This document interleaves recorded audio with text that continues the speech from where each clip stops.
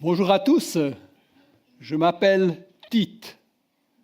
Est-ce que ce nom vous dit quelque chose? Non? Alors il est vrai, dans votre époque, il n'est pas très fréquent. Oui? À quelque part dans un récit, vous l'avez peut-être entendu? Oui, vous avez raison. L'apôtre Paul m'a adressé une lettre qui fait partie du Nouveau Testament, mais avant déjà, j'ai eu la grâce de voyager avec lui et d'être à son école.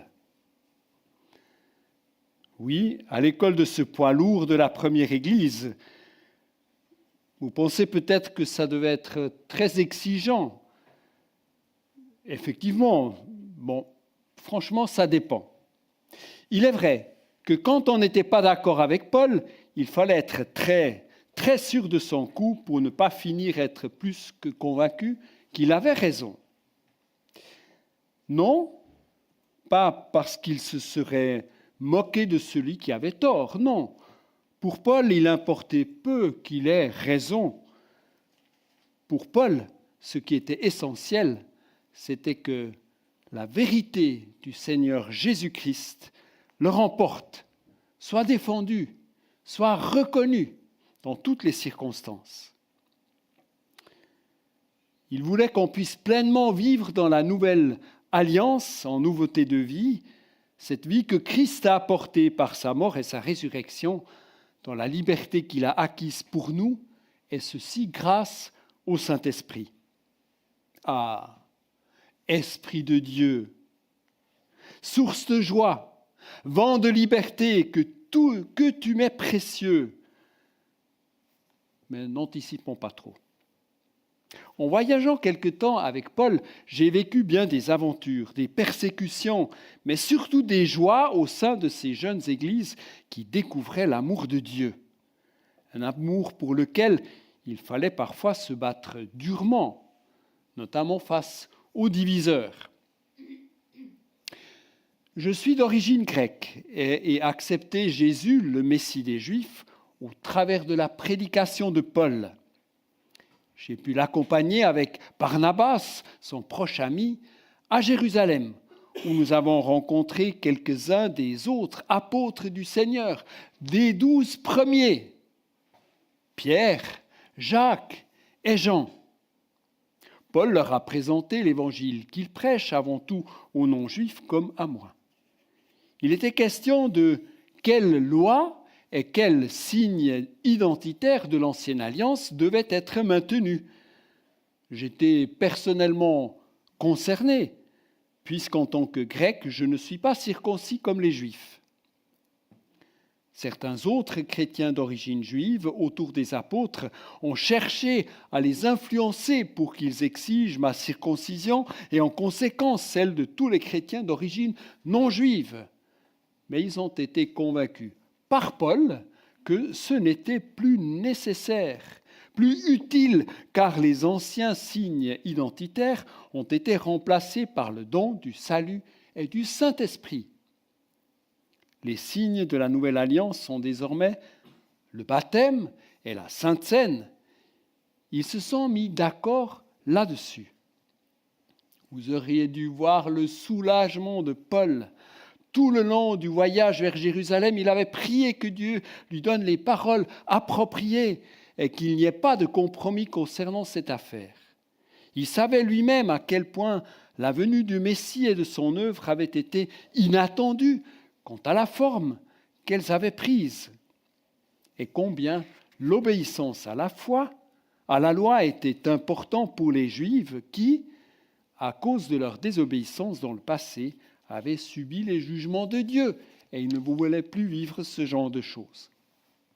Alors, depuis notre départ de Jérusalem, nous avions voyagé, visité différentes églises et étions revenus à Antioche, l'église d'envoi de Paul.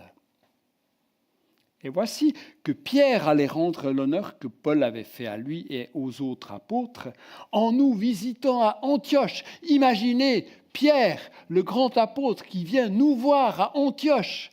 On préparait la fête. Vous ne pouvez imaginer l'excitation des sœurs et frères, et en particulier ceux issus du judaïsme, dans cette perspective de rencontrer en personne le plus connu des apôtres. Je ne voulais pas leur gâcher la joie d'anticipation, mais ayant rencontré Pierre, je l'ai trouvé plutôt simple, humble, tout en ayant ce regard profond et aimant qui est propre à ceux qui ont fréquenté en personne notre Seigneur quand il marchait sur la terre. La joie a été grande, en effet. Paul et Pierre se sont longuement étreints, puis ce dernier a de même donné une chaleureuse accolade à tous ceux qu'il avait rencontrés à Jérusalem. Il se rappelait le nom de chacun, aussi du mien. Je me sentais honoré. Et en même temps, au lieu de voir monter Pierre sur un piédestal, je l'ai plutôt senti plus cher à mon cœur. Nous avons célébré un magnifique culte et Pierre et Paul ont exposé leur joie en rappelant l'œuvre du Seigneur qui se propage aussi bien parmi les Juifs que parmi les non-Juifs. Nous avons chanté en hébreu, en grec et en latin.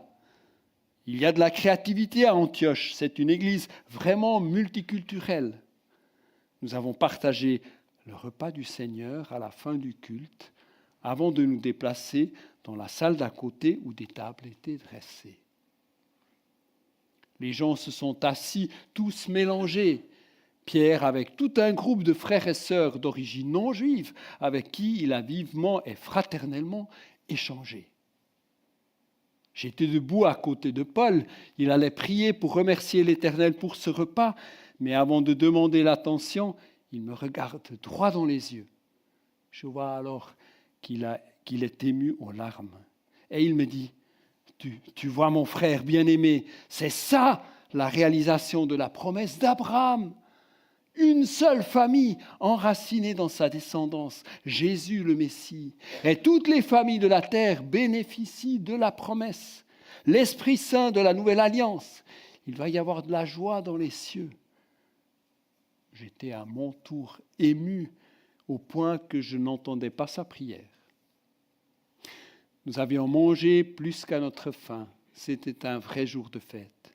Les frères et sœurs assignés au service étaient quelque peu dépassés et comme c'est typique pour lui, Paul est allé leur donner un coup de main. Je me suis joint à lui. En plus, quelques personnes de l'entourage de Jacques, donc de Jérusalem, allaient encore arriver.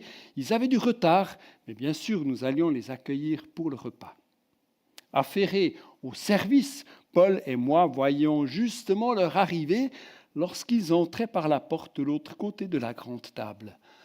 J'ai regardé vers Paul. Il devait être soulagé, comme moi, ils étaient visiblement bien arrivés. Mais tout d'un coup, mon grand frère s'immobilise, observe très attentivement et devient tout raide. Je suis son regard et je vois Pierre qui, tout en essayant d'être discret, se lève de sa place au milieu des frères et sœurs et, le dos tourné vers la porte, se déplace vers le bout de la table où sont assis des frères d'origine juive. Il chuchote dans l'oreille d'un d'entre eux qu'il y fait de la place et le grand apôtre se glisse sur le banc entre ses frères bien connus. Puis je vois que Barnabas aussi s'est déplacé et assis vers eux. Je ne pense rien d'autre, on peut changer de place lors d'un repas communautaire, non ? Les frères venus de chez Jacques ont déposé leurs habits de voyage, on leur a lavé les pieds, ils se sont lavés les mains, puis ils s'approchent de la table. Pierre se lève alors de sa nouvelle place et va à leur rencontre. Je suis perplexe car cette nouvelle étape dans la rencontre si attendue, l'arrivée des derniers invités, semble poser problème à Paul. En regardant son visage, je vois qu'un orage s'annonce à l'horizon. Que va-t-il se passer ?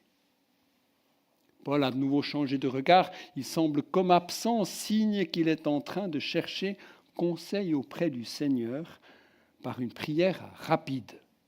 Je le connais pour cela.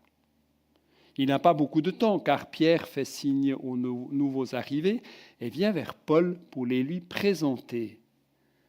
C'est évident qu'il n'y a pas la même chaleur fraternelle qui s'exprime dans leur échange de shalom, C'est comme si les frères de chez Jacques étaient distants et méfiants. Ils m'ont d'ailleurs évité, alors que j'étais prêt à leur souhaiter également la bienvenue. Paul s'est tourné vers moi et m'a chuchoté dans l'oreille. Si jamais tu attendais une situation où il fallait implorer la grâce de Dieu, c'est maintenant.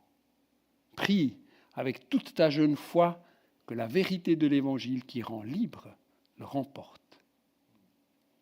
Je sais qu'il ne rigole pas avec ce sujet. Alors, je me mets à prier, ce qui ne m'empêche pas de suivre attentivement ce qui se passe.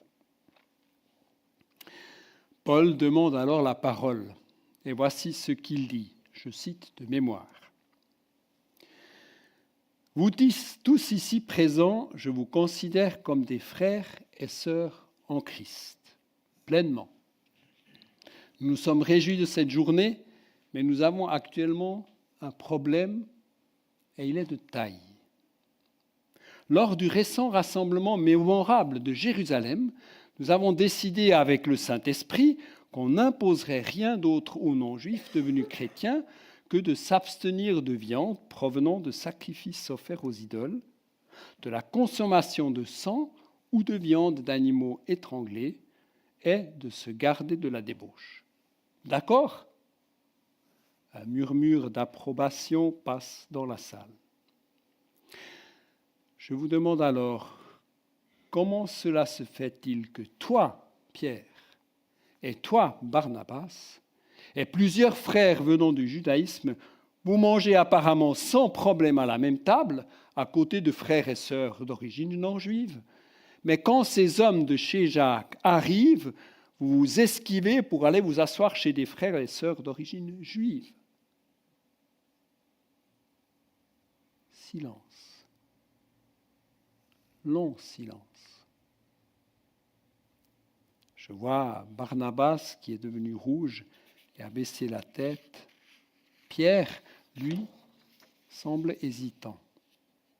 Et j'entends un des frères de chez Jacques dire à son voisin de table, « Tu verras, Pierre va lui dire ses vérités. » Alors Pierre se lève, sort de table, se met à mi-chemin vers où il était assis avant, puis dit en s'adressant à tout le monde. Que vous le sachiez tous, j'étais assis là, avant. Quand nos frères de chez Jacques sont arrivés, j'ai été pris de crainte. Je ne voulais pas être vu par mes frères d'origine juive à table avec des non-juifs. Je sais que cela pose encore problème à beaucoup à Jérusalem.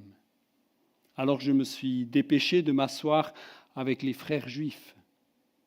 Je vous demande à tous pardon, et en particulier à vous, frères et sœurs d'Antioche, vous d'origine non juive. Ce n'était pas juste de vous tourner le dos.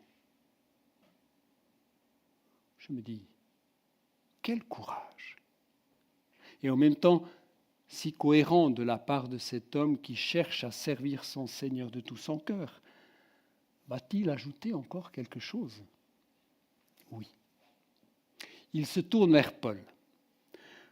Mon frère et co-apôtre de Jésus, notre Messie, moi et les autres apôtres, nous avons reconnu que Dieu t'a donné une compréhension particulière quant à la question du rôle de la loi après la venue de Jésus et le don de l'Esprit. Veux-tu nous rappeler pourquoi nous n'avons plus besoin de suivre nos coutumes et règles identitaires du judaïsme? Tu sais que je suis d'accord avec toi sur ce sujet. Alors là, je me dis, chapeau, quelle humilité! Et en même temps, je ne peux m'empêcher de penser, oh non, si Paul se lance dans une longue explication du rôle de la loi, on est parti pour un bon moment, alors qu'on attend le dessert. Bon. Mais ce ne sera pas pour ce jour-là. Paul fait simplement le tour de la table pour aller vers Pierre et le prend dans ses bras. Je vois Pierre qui rend l'étreinte. C'est presque comme s'il n'y avait plus qu'un seul homme, et je pense qu'entre les deux, ils doivent donner un exemple assez complet de ce que c'est que de ressembler à Christ. Je vois aussi Barnabas qui a des larmes dans les yeux. Et pour ce qui est des gens de chez Jacques, il me semble qu'ils ont l'air surpris, intrigués et même quelque peu détendus. Après un long moment, les deux apôtres se relâchent, on ne peut dire lequel est plus ému. Puis, Paul reprend la parole. Cher Pierre, chers frères et sœurs, y compris vous qui venez de chez Jacques, la bonne nouvelle de Jésus-Christ permet à tout humain qui met sa foi en lui d'être justifié devant Dieu. Grâce au sacrifice de Jésus, nous pouvons être pardonnés de nos péchés, et ceci indépendamment de la loi. Pour moi, personnellement, ça veut dire, je reconnais que j'ai été mis à mort avec le Christ sur la croix, en sorte que ce n'est plus moi qui vis, mais c'est le Christ, le ressuscité, qui vit en moi. Ainsi, ma vie actuelle, je la vis dans la foi du Fils de Dieu qui m'a aimé et qui a donné sa vie pour moi. C'est cela la grâce que Dieu a manifestée en son Fils bien-aimé. Quant au système ancien de la loi, il a permis de conduire notre peuple vers le Christ. Notre Messie est même sorti de nous, les Juifs. Mais désormais, nous ne sommes plus soumis aux règles de la loi. Dieu a écrit la loi dans nos cœurs et c'est par le Saint-Esprit qu'il nous a donné et qu'il continue à nous donner, par sa présence puissante que nous marchons dans l'obéissance. De nombreux frères et sœurs disent « Amen, Amen » ou expriment autrement leur approbation. Les gens de chez Jacques écoutent attentivement, ils ont l'air de réfléchir très fort. Paul se tourne alors vers Pierre. Je sais que tu es d'accord avec moi. Tout n'est pas dit, mais je propose qu'on laisse les détails pour plus tard. Comme il avait été convenu par rapport à votre venue, nous avons les prochains jours pour parler de notre foi commune et comment vivre concrètement cette vie nouvelle de l'Esprit. Pour aujourd'hui, remercions le Seigneur pour le don de son Fils et de son Esprit Saint qui fait de nous un seul peuple, une seule famille, des frères et sœurs en Jésus-Christ. Nous avons vécu assez d'émotions pour ce qui est censé être une journée de joyeuses retrouvailles. Vous êtes nombreux à avoir voyagé, en particulier vous, frères de chez Jacques, qui avez fait le plus long bout de route aujourd'hui. Nous continuons à remercier le Seigneur pour votre bonne arrivée. Continuez à vous restaurer les uns et les autres et nous nous reverrons demain pour partager la parole du Seigneur. Ces dernières paroles de mon ami aîné illustrent bien comment il cherche toujours à créer, renforcer, voire recréer le lien en Christ. Autant il peut être résolu et radical quand il voit la vérité et la liberté en Christ être menacées, autant il cherche toujours à ce que l'amour le remporte. Pour finir, Paul demande à Pierre de terminer officiellement ce repas par une prière de reconnaissance, ce que ce dernier fait en toute simplicité.